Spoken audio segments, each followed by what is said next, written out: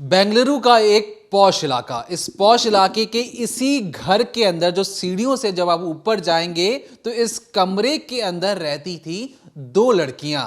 दोनों लड़कियां एक तरीके से सॉफ्टवेयर इंजीनियर थीं और उनका जो काम था, सैलरी थी, बहुत ज्यादा अच्छी थी। उसी में से जो उस कमरे में रहने वाली दोनों लड़कियों में से एक की तस्वीर जो आप अपनी स्क्रीन पर देख रहे हैं, इनकी उम्र 34 साल है। इनके एक साथी भी हैं, लेकिन एक रोज खुद बेंगलुरु पुलिस भी हैरान हो जाती है। पता लगता है कि इसी कमरे के अंदर अचानक से आग लगती है और आग कुछ इस तरीके से लगती है कि घर का एक एक कोना जल के राख हो जाता है। लड़कियों के हर एक सामान जल जाते हैं। लेकिन जब पुलिस जांच पड़ताल करने के लिए पहुंचती है तो पता यह लगता है, पहले यह माना जा रहा था कि शॉर्ट सर्किट से शायद आग लगी होगी, लेकिन अचानक से कहानी में टर्न एंड ट्विस्ट आता है क्योंकि लड़की का एक बहुत ही इंपॉर्टेंट सामान गायब था। पुलिस चाहकर भी उस आग की राख में उसे ढूंढ नहीं पा रही थी। फिर पुलिस को शक हुआ कि इस महिला या कहें इस लड़की की एक दोस्त भी है, वो अचानक से कैसे गायब हो जाती है। और फिर जांच पड़ताल में इस लड़के की तस्वीर भी सामने आती है और पता लगता है कि इसकी उम्र तो 18 साल है और एक 18 साल की लड़की और एक जली हुई लड़की और एक और लड़की जो उस कमरे से गायब हो जाती है। क्या है इन तीनों के बीच का ऐसा कनेक्शन जिसे बेंगलुरु पुलिस पहले तो सोच रही थी कि छोटा मोटा केस होगा, लेकिन जब उसे सुलझाने लगती है तो एक के बाद एक कई परतें खुलते हुए चली जाती हैं और एक रोंगटे खड़े करने वाली कहानी सबके सामने आती है। इस डिकोडिंग क्राइम के जरिए जानेंगे इस लड़के के बारे में जिसने एक तरीके से एक परफेक्ट क्राइम करने की एक नाकाम कोशिश की। तो एक जली हुई लाश जिसे देखने के बाद जो पुलिस है वो दावा करती है कि ये जो मौत है ये नेचुरल है और लड़की की मौत जलकर हुई है। लेकिन जब इन्वेस्टिगेशन की जाती हैं, चीज़ें खंगाली जाती है, तब पुलिस की नज़र इस बालकनी पे पड़ती है। और ये जो आप बालकनी देख रहे हैं, यही बालकनी बार बार चीख चीख कर कातिल की गवाही देती है और पुलिस उस कातिल तक पहुंचती है जो आधी रात को बाकायदा पूरी साजिश के साथ, प्लानिंग के साथ इस बालकनी के ज़रिए लड़की के घर में आया। दरअसल ये जो आप इलाका देख रहे हैं इसका नाम है राममूर्ति नगर, एक पॉश इलाका है और यहाँ पर 3 जनवरी को रात 10:30 बजे के आसपास ये जो फ्लैट आप देख रहे हैं, जो जला हुआ आपको अंदर से दिखाई दे रहा है, सोफ़ा पूरा जला हुआ है, बेड पूरा जला हुआ है। इसके बाहर भी आप देखेंगे बालकनी के आसपास जो गेट बंद है वहाँ पर भी कालिक और जले हुए निशान हैं। इसी फ्लैट के अंदर धधकती हुई आग लगती है। आग की लपटें जो थी बहुत तेज़ थी और ऐसे में जो आस पड़ोस के लोग थे, जब उन्हें महसूस होता है कि कहीं आग जल रही है, जब बाहर निकल कर देखते हैं तो पता लगता है कि सामने वाले फ्लैट में जहां 2 लड़कियां रहा करती हैं वहां पर बहुत तेज़ आग लगी हुई है। और ये आग कुछ इस तरह है कि अगर बढ़ गई, अगर इसे रोका नहीं गया तो आसपास के जो उससे सटे जितने भी फ्लैट हैं उनको भी वो तबाह कर देगी। अब फ़ौरन फायर ब्रिगेड को कॉल किया जाता है, आग बुझाने के लिए बुलाया जाता है। लेकिन ऐसे में जो लोग वहाँ पर मौजूद थे उन्हें समझ में आ रहा था कि इस फ्लैट के अंदर 2 लड़कियाँ रहती हैं, जिसमें से जो एक लड़की है 34 साल की सॉफ्टवेयर इंजीनियर और एक उसकी दोस्त। सबको लगा कि जिस तरह से आग लगी है अंदर हो सकता है दोनों लड़कियों की मौत हो गई हो या दोनों बुरी तरीके से झुलसी हुई हों। लेकिन जब फायर ब्रिगेड आती है, वो अपना काम करती है, आग को बुझाया जाता है और इसके बाद पुलिस को भी इन्फॉर्मेशन की जाती है। और फिर जब पुलिस की टीम अंदर पहुंचती है, कुछ लोग जब अंदर जाते हैं तो उन्हें जिस बात का डर था वही होता है। दरअसल उस कमरे के अंदर एक लाश पड़ी थी जो जली हुई थी और जब उसकी छानबीन की जाती है, उसके बारे में पड़ताल की जाती है तो पता लगता है वो लाश 34 साल की शर्मिला की है जो सॉफ्टवेयर इंजीनियर थी। लेकिन लोगों को अनुमान था कि उस घर में 2 लाशें हो सकती हैं या 2 लड़कियां जली हुई हो सकती हैं, क्योंकि उस कमरे में उसके साथ उसकी एक दोस्त भी रहती थी, लेकिन वो वहां से गायब थी। अब जब पुलिस उस बारे में इनपुट निकालना शुरू करती है तो पता लगता है कि जो शर्मिला थी वो बेंगलुरु की रहने वाली है और इस वक्त बेंगलुरु में रह रही थी, वहाँ पर अपना काम कर रही थी और अपनी सहेली के साथ वो रूम शेयर करती थी। लेकिन कुछ दिन पहले उसकी जो सहेली है वो अपने घर गई हुई थी और इस वक्त वो रूम पर बिल्कुल अकेली थी। अब जब लोगों को ये बात पता चलती है तो सबको पता लग जाता है कि वो जो डेड बॉडी मिली है जली हुई, वो किसी और की नहीं बल्कि शर्मिला की है। और अब पहली नज़र में जब पुलिस उस जगह को, ये जो आप तस्वीर देख रहे हैं, जो आप वीडियो में आपको दिखा रही हैं, उसको जब आप देखेंगे तो हर जगह चीज़ें जली हुई नज़र आ रही हैं। अब पहली नज़र में जब पुलिस ने देखा तो उन्हें समझ में आया कि शॉर्ट सर्किट हुआ है जिसकी वजह से अचानक से आग लगी और लड़की अपने आप को बचा नहीं पाई, उसकी मौत हो गई। लेकिन जब पुलिस की टीम हर एक कमरे में जाकर, उस बेड के पास जाकर, ये सोफ़ा देखकर हर एक चीज़ जब इन्वेस्टिगेट करती है तो पुलिस को दिखता है, ऐसा समझ में आ रहा था किसी ने जानबूझ के कुछ-कुछ चीज़ों को आग लगाई है। जैसे कि मान लीजिए बेड के पास आग लगी तो इतनी जल्दी जब तक पुलिस पहुंची, फायर ब्रिगेड पहुंची, वो इतनी जल्दी बाहर के कमरे तक नहीं पहुंचेगी, किचन तक नहीं पहुंचेगी। तो पुलिस को समझ में आया कुछ पर्टिकुलर चीज़ों को जानबूझकर आग लगाई गई है। लेकिन अब ये पुलिस कैसे मान ले कि किसी का इसमें हाथ हो सकता है? तो चीज़ों की छानबीन शुरू हुई तो पता लगा लड़की के कुछ कपड़े भी जलाए गए हैं, साथ ही साथ एक फ़ोन, यानी लड़की थी जो सॉफ्टवेयर इंजीनियर शर्मिला है, वो एक फ़ोन तो यूज़ करती होगी। जब उसके बारे में पुलिस ने छानबीन शुरू की, फ़ोन ढूंढना चाहा तो पुलिस को कहीं भी शर्मिला का फ़ोन मिला ही नहीं। अब पुलिस को शक हो गया कि ये जो इस मौत को हम समझ रहे हैं कि नेचुरल डेथ है, आग लगने से डेथ हो गई है, इसमें कोई ना कोई ऐसी चीज़ ज़रूर है जो बाद में बदल सकती है या टर्न एंड ट्विस्ट आ सकते हैं। इसके लिए जो बॉडी है उसको पोस्टमार्टम के लिए भेजा जाता है। पुलिस पोस्टमार्टम रिपोर्ट आने का इंतज़ार करती है और इधर फ़ोन भी नहीं मिल रहा था जिससे पुलिस कुछ इन्फॉर्मेशन निकाल पाए। अब पोस्टमार्टम रिपोर्ट आने के बाद जो पुलिस है, जो सोच रही थी कि नेचुरल डेथ हो सकती है, या जो भी पुलिस वाले शक कर रहे थे कि इसमें किसी का हाथ हो सकता है, उनका शक पुख्ता हो जाता है क्योंकि रिपोर्ट में आता है कि लड़की की जो मौत हुई है वो जलने से नहीं बल्कि गला दबाने से हुई है। यानी कि जब आग लगी, जो बॉडी झुलसी हुई थी वो पहले ही मर चुकी थी, यानी जो लाश थी वो आग में झुलसी थी, ना कि जिंदा लड़की। पुलिस को पता लगता है कि गले पर स्ट्रैंगुलेशन मार्क हैं और इसके अलावा लड़की के शरीर पर कई जगह चोट के निशान हैं, जिससे पता लगता है कि मरने से पहले उसने काफ़ी ज़्यादा, यूँ समझिए, किसी के साथ हाथापाई की है, अपने आप को बचाने की कोशिश की, जिससे उसके पैर के हिस्से पे, उसके शोल्डर के हिस्से पे कई सारी चोटें थी, पेट पर चोट थी, जिससे पुलिस को समझ में आ रहा था कि लड़की ने अपने आप को बचाने की कोशिश की है, किसी के साथ इसकी लड़ाई हुई है। ज़ोर ज़बरदस्ती के निशान पुलिस को समझ में आए उस रिपोर्ट के ज़रिए। अब जो पुलिस सोच रही थी कि पर्टिकुलर सामान जलाया गया है, किचन में जाके कुछ चीज़ें जलाई गई, बेड के पास की कुछ चीज़ें जल्दी से जलाई गई हैं, उस लड़की के कपड़े जलाए गए हैं, फ़ोन नहीं मिल रहा, तो पुलिस ने आसपास के इलाके में छानबीन शुरू की। अब आप जो तस्वीर देख रहे हैं यहाँ पर, आप देखिए, ये आपको स्टेयर्स दिखाई दे रही हैं।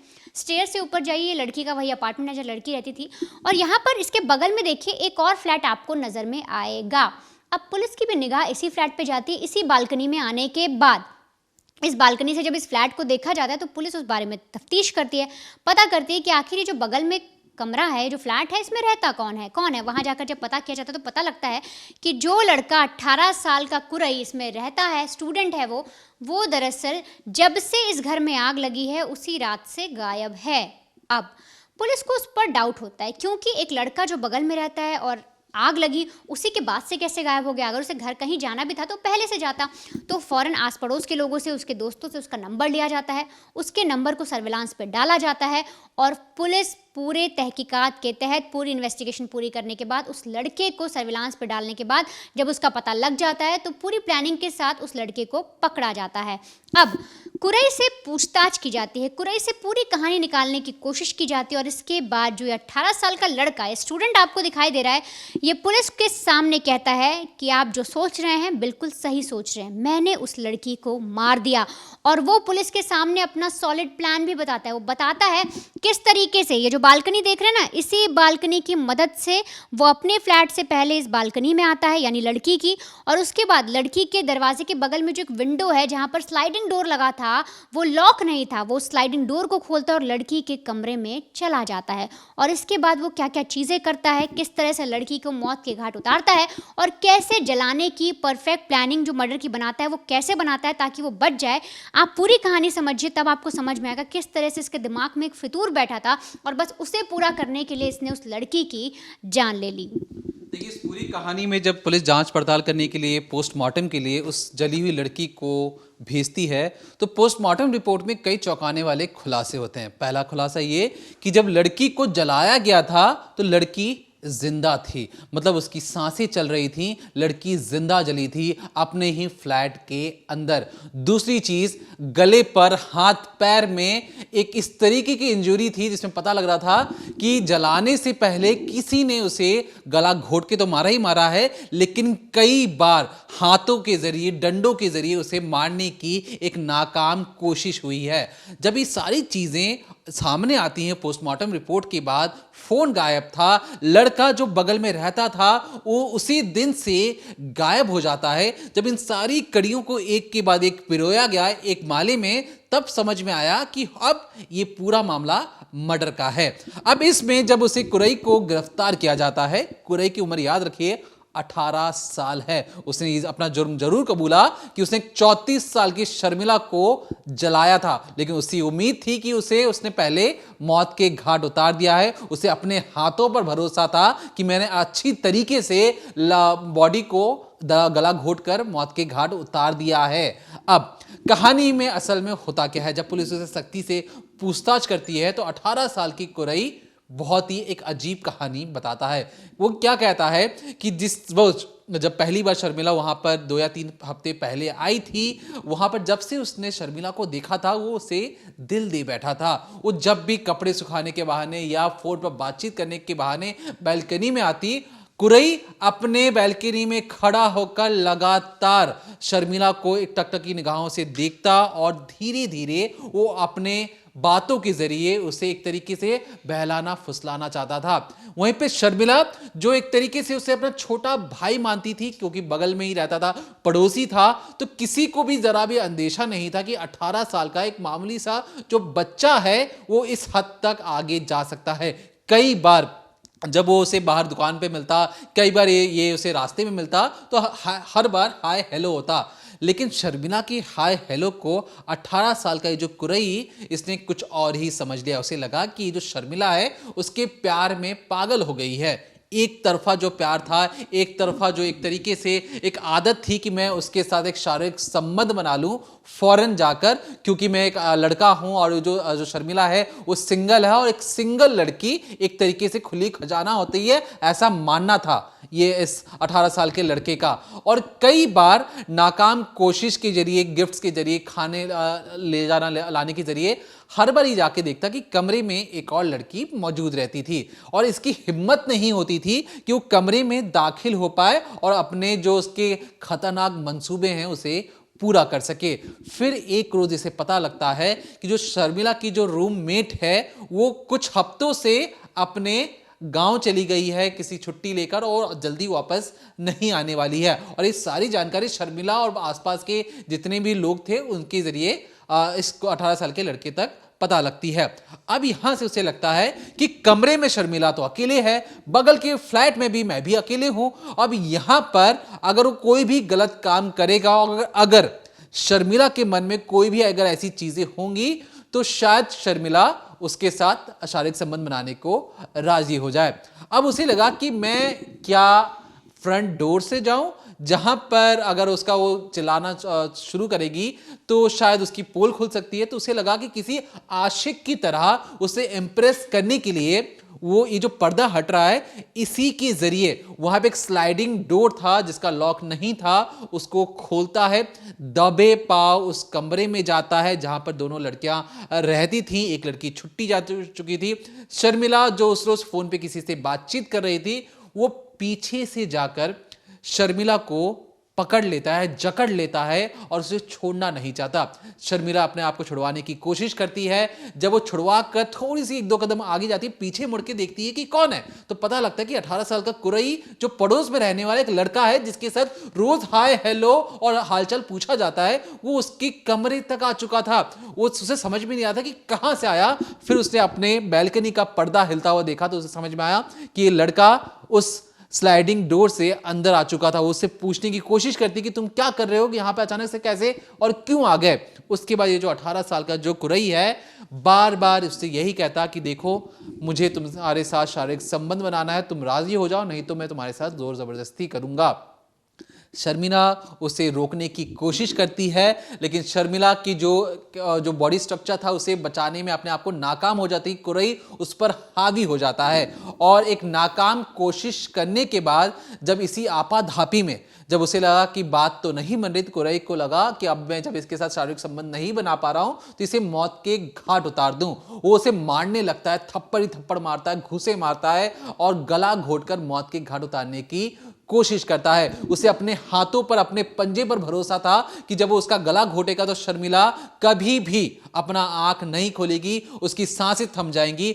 गला जरूर घोटता है, लेकिन यहां पे जो शर्मिला थी वो बेहोश हो जाती है। और यहां पर जो 18 साल के जो लड़के को लगता है कि ये जो शर्मिला है वो मर चुकी है। अब यहां से दूसरा जो प्लान था उसे ये लगा कि मैं यहां से भाग जाता हूं, लेकिन भागते हुए वो अपने कदम फिर से पीछे लेता और सोचता है कि अगर पुलिस यहां तक आ गई और अगर शर्मिला ने जाकर पुलिस को बता दिया कि किसी भी तरीके से वो जिंदा हो गई हॉस्पिटल ले जाकर, तो मैं एक काम करता हूं, परफेक्ट क्राइम कर देता हूं। इस परफेक्ट क्राइम में राख के बाद पुलिस क्या ढूंढेगी, वो चादर को ले जाकर आग लगा देता है।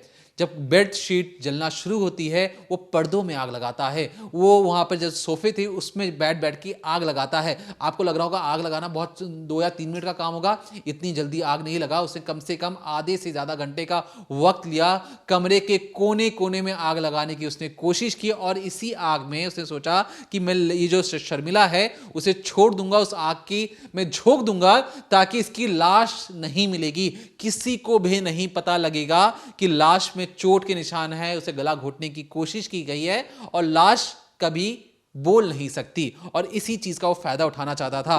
कमरे के कोने कोने में आग लगाने के बाद वो उसी बैल्कनी से वापस भाग जाता है। वो इस चीज को सुनिश्चित करता है कि जो शर्मिला का जो फोन है वो उसके साथ ही रहे, और फोन लेकर वहां से भाग जाता है। जब पुलिस आती है तो सबसे पहले ये लगता है कि हो सकता है कि कमरा तो अंदर से बंद था, तो शॉर्ट सर्किट हुआ हो और इस वजह से घर में आग लगी और लड़की की मौत हो गई हो। अब यहां पर जो जांच पड़ताल में फोन नहीं मिलता, बगल का लड़का गायब था, तो सबसे आसान जो काम था कि उसने शर्मिला का फोन तो स्विच ऑफ कर दिया था, लेकिन ये जो 18 साल का ये कुरई है ये अपना फोन स्विच ऑफ करना भूल गया था। जब पुलिस ने फोन लोकेशन को ट्रेस किया टावर्स की मदद के जरिए और ह्यूमन इंटेल की मदद से, तब कुरई तक पुलिस पहुंचती है, कुरई को गिरफ्तार किया जाता है। तब एक अजीब सच्चाई सबके सामने आती है कि 18 साल का लड़का एक 34 साल की महिला के साथ संबंध बनाना चाहता था, क्योंकि वो महिला एक सॉफ्टवेयर इंजीनियर थी। उसे लगा कि खुले सोच की होगी, खुले आज़ाद ख्यालों की होगी, और इस वजह से उसके साथ शारीरिक संबंध बनाने के लिए राजी हो जाएगी। ये जो 18 साल का कुर्रई है कई बार पॉर्न वीडियोस भी देखता था, आदी हो चुका था। पॉर्न वीडियोस में जिस तरीके से ये चीजें देखता है उसे लगता कि असल जिंदगी में भी कुछ इसी तरीके की जिंदगी होती है, और इसी मकसद से वो 18 साल के एक सॉफ्टवेयर इंजीनियर के घर पर जाता है और अपने काले मंसूबों को पूरा करना चाह रहा था। उसे लग रहा था उसे कोई रोक नहीं सकता, वो तो एक हैंडसम बॉय है, और इस हैंडसम बॉय की काली सच्चाई जब पुलिस उसे पकड़ती है तो मिमियाने लगता है किसी बकरे की तरह, और जब पुलिस उस पर सख्ती से कार्रवाई करती है तो हर एक सच्चाई सामने आने लगती है। तो फिलहाल के लिए इस डिकोडिंग क्राइम के जरिए हमारी कोशिश थी कि आपको इन सारी खबरों से अवगत करवाएं। क्या आपके आसपास जो लोग रह रहे हैं आपको उस सबसे सावधान रहने की जरूरत है। अपनी सारी सच्चाई, सारी डिटेल्स हर किसी के साथ साझा करने की जरूरत नहीं है, और वो भी तब जब आप किसी अनजान शहर में जाकर रह रहे हो। उस शहर में बैल्कनी के लिए गेट भी थी, उस गेट को भी फान जाता है लड़का, क्योंकि उसे लगा कि वो लड़की अकेले है, और उस कमरे में वो अकेले है इसकी जानकारी किसी और ने नहीं बल्कि उसी के जरिए ही बाहर आई थी। तो आपको ये ध्यान रखना है कि आप कौन सी सच्चाई, कितनी सच्चाई और कितने हद तक की सच्चाई आप किसी और के साथ शेयर करना चाह रहे हो, क्योंकि आपको नहीं पता कि आपके आस पड़ोस में रहने वाले लोग जिससे आप बात कर रहे हैं वो हैवान या शैतान से कम नहीं हो सकता है। इसलिए सोच समझकर भरोसेमंद लोगों को ही आप पूरी कहानी या सच्चाई बताएं। कल को हो सकता है जैसे कुरई है, उसे पूछा कि दीदी आपकी साथ वाली दीदी कहाँ गई है। जब शर्मिला ने पूरी कहानी बताई कि वो तो छुट्टी पर गई है, वो तो घर पर है ही नहीं। अब यहाँ पर कुरई का जो दिमाग का जो फितूर था कि अकेली पाकर शर्मिला को मैं उसके साथ रेप करूंगा, उसके साथ गंदी चीजें करूंगा, तो वहां पर जब वो नाकाम रहा तो उसने सबूतों को लेकर पूरे घर को जलाकर राख कर दिया। तो हमारी कोशिश थी कि इस डिकोडिंग क्राइम के जरिए आपको सच से अवगत करवाएं और ऐसे तमाम क्राइम से सावधान और सतर्क करने की हमें लगा कि आपको जरूरत है। इसलिए हमारी कोशिश रहेगी कि ऐसी तमाम खबरों को आप तक पहुंचाएं और आपको बताएं कि जो आपके समाज में जो चीजें कुकृत्य हो रहे हैं उनसे आप किस तरीके से सावधान और सतर्क रह सकते हैं। तब तक देखते रहिए decoding crime, Monday to Friday शाम 7:30 बजे ओनली ऑन क्राइम तक।